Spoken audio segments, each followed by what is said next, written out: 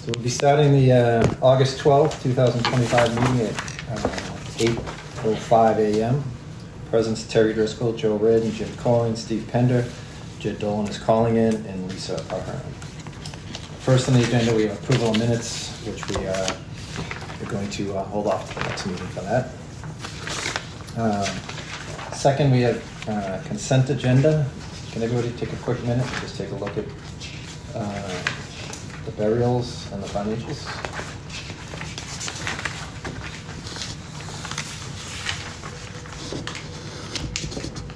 Banking summary.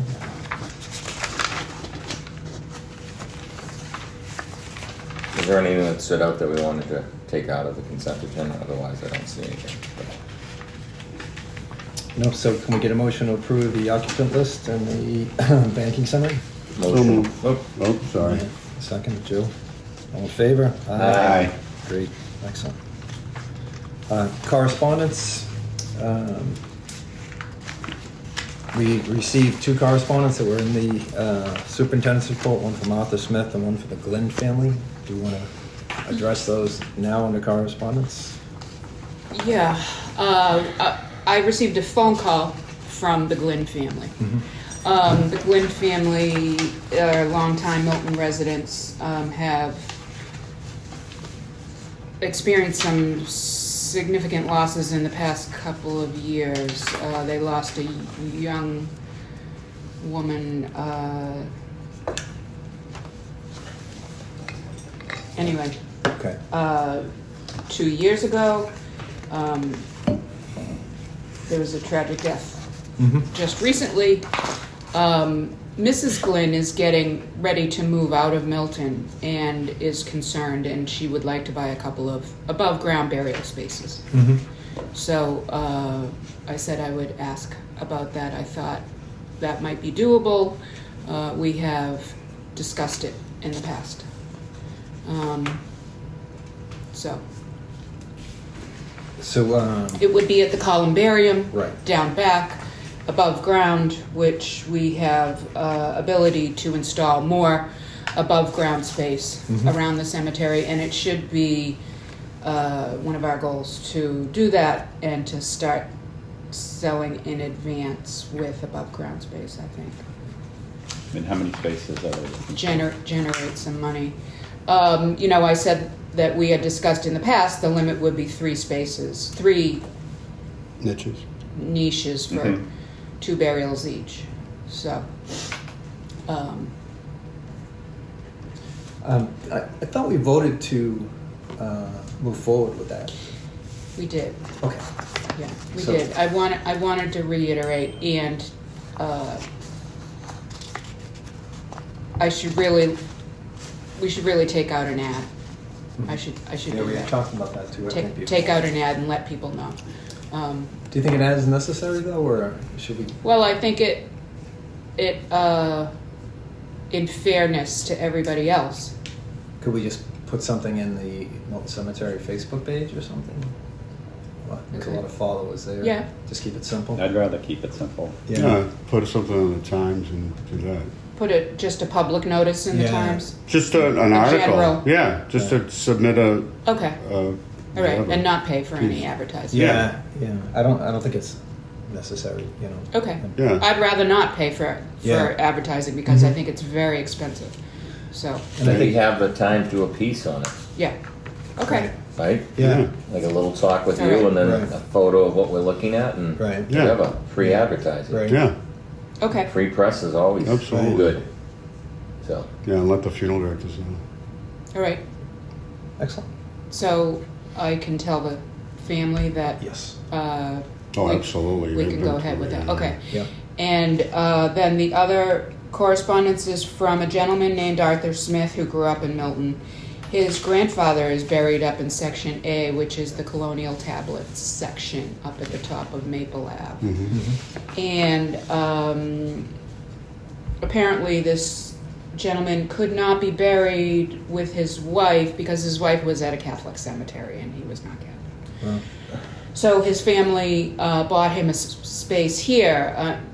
They at the time they bought him a flush marker space. They only needed one space. They probably didn't want to pay for 2 spaces and get an upright monument. So they chose to put him in a flush marker space, and now Arthur wants to pay for a headstone. But we have a lot of situations like this where now a family member, they've paid for a flush marker space. Mhm. He's been there for a long, long time. And somebody in the family wants to upgrade to a monument, and it's a lovely thought, but they paid only for a flush marker at the time. Mhm. They were told they weren't going to be able to upgrade, Mhm. that it's a flush marker space, it's only 1 space wide. Mhm. So it starts to look a little crowded if we're going to allow people to put upright monuments in flush marker spaces. It defeats our purpose of having the guidelines. So I don't, I'd like to make them happy, Right. but So, we're gonna, if you set a precedent like this, there's a lot of other flush marker spaces around. so this is the first time I've ever heard flush marker space. So do we still offer flush Yes, marker space? We do. So you can get, you have to buy 2 graves together to get a monument, and that's Yeah. $6,000. If you can't afford that, or it's not important to you, you can buy a single space Mhm. for 1 grave, and those are flush marker spaces with only a flush marker in the grass, and you can get that for $1,200. Okay. So it's a significant price difference. And also the flush markers are usually sandwiched in between 2 other, family lots where there's only space for 1 burial. Mhm. So to add a monument later becomes problematic because there's not really adequate setback space for that monument like there should be.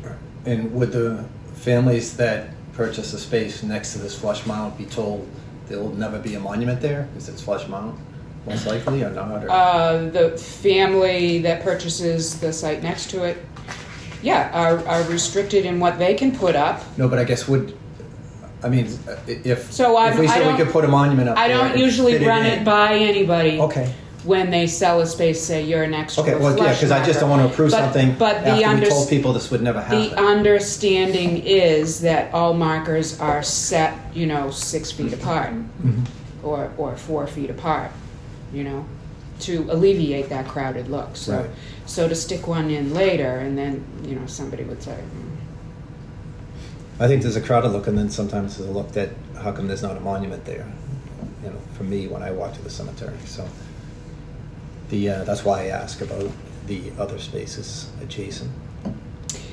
It could even possibly open up, if we're letting people put up monuments for flush marker spaces, putting 2 monuments on a spot, on a family lot, which they used to do in the old days, but again, it became problematic with maintenance and just the general look of things, looking too crowded.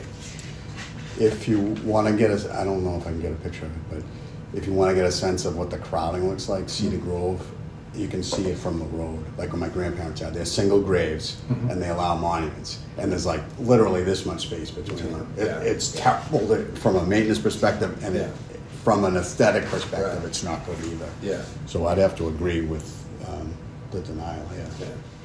Yeah. Yeah, I feel for him. Mm-hmm. I would like to make him happy, but it would open up a big can of worms, and the look is not good. I think it's... Yeah, I think you raised some very valid points, Lisa.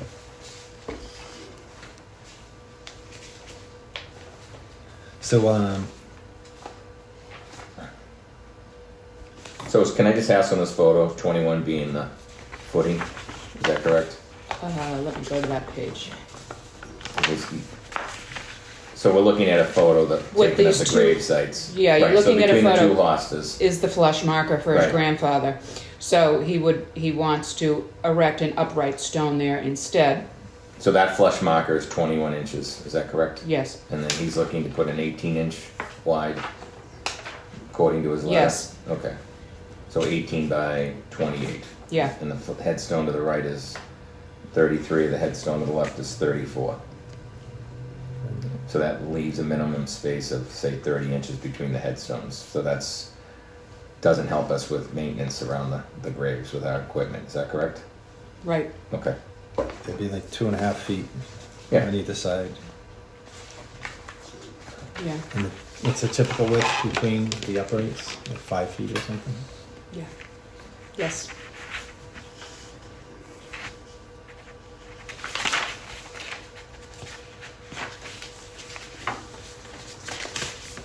All right, so I'm not sure we need a vote on it, right? No. It's 7, It's already It's in just- the rules. in it's the the rules. policy. Yeah. It's a policy decision, Yeah. so. Okay. Good. All right. That's Superintendent's that. report. Superintendent's report. Let's see.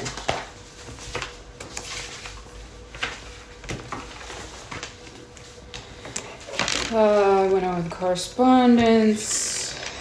We have a letter from Terry Driscoll, our chair, to Nick Milano regarding the proposed snow and ice amendment.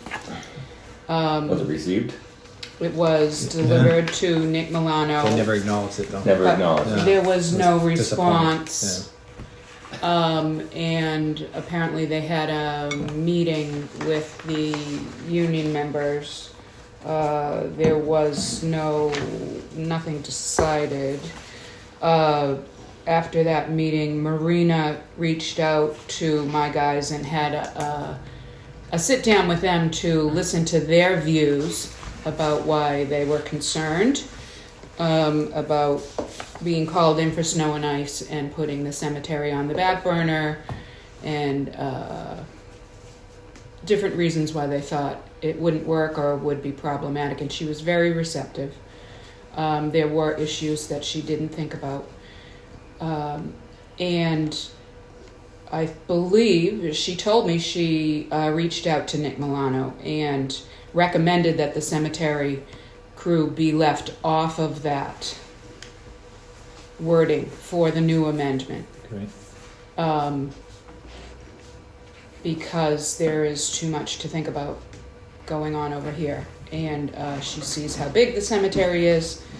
She wasn't aware of the intricacy of how we deal with incoming services, etc.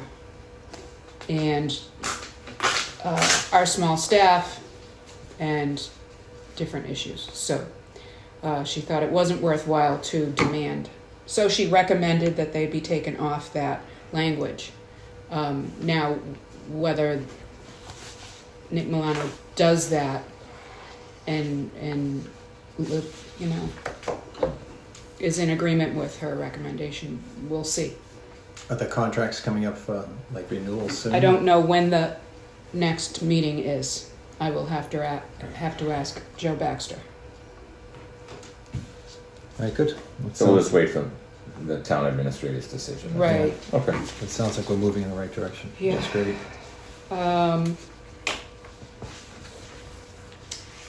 The only other thing is we have a little event coming up this Saturday.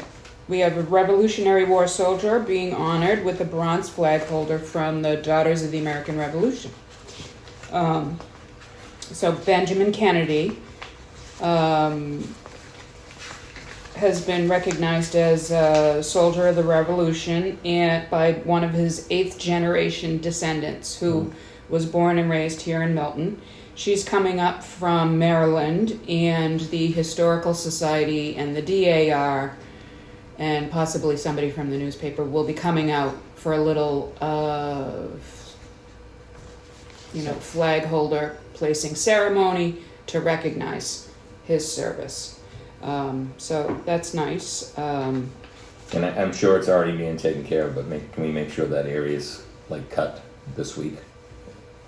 It's pristine. No, I'm just saying, that's all. Just saying, that's all I'm asking. It got cut Okay, 2 thank days you. ago. Is it literally right there? Yes, it's in the old grounds, so the public has been invited to attend, Okay. and I don't know how many people will come, but. I'll Yeah, walk over after the meeting. Unfortunately, I'm sure you will.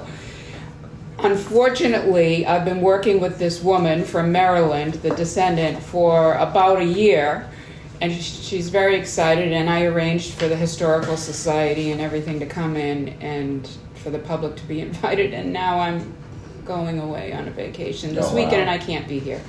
But I've arranged it with the lady from the DAR. She has all the items she needs. My guys will put the chairs out and everything. Okay. They're going to be here on Saturday anyway for a funeral, so they'll take care of that. It'll be a short and sweet ceremony, but I'm going to miss it because I'm taking some days off starting tomorrow. It takes a lot of gall to take time off. So, Do we have to vote on that time off? Wasn't she just in England? I feel like she just was away.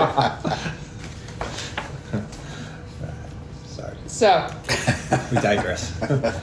All right. Great. if any of you are around, it would be nice too. I am down the Cape, unfortunately. I'm sure everybody has planned for Yeah. I'm going on Jed's boat. these last few weekends What is the name? What is the woman's name? of summer. Her name is Dawn Manasseh. And the veteran's name is Benjamin Kennedy. Benjamin Kennedy lived up on Hillside Street, and on the evening of April 18th, when Paul Revere rode out to Lexington and Concord and raised the alarm, everybody, from Milton who was willing marched out towards Roxbury, and Benjamin Kennedy was one of them with his brothers and his dad. Yeah. Nice. Cool. Yeah, and it's documented in Teal's History of Milton. So it's pretty neat. Maybe you should do that on one of your video things that you do. The history video things. That you Yeah, we're do. going to do more of those after I get back from my mini vacay. I think we have a plan to go over new material with cable TV Mhm. nice. on the like the 28th or something. Nice. Yeah. So I don't think he's run all the things that we've already recorded. We recorded quite a bit. He's a busy guy. His name is Ted from cable TV, and he's also doing a thing with Diane Ralph from the Historical Society. I saw a clip. He does a very good job Okay. with the editing and nice little clips. Thanks. So, that's it. Any old business? Old business. No, I guess the snow and ice amendment was old business. Any new business? No. No? Motion to adjourn? I'll Anybody have second. any? Adjourn at 8:25. All right.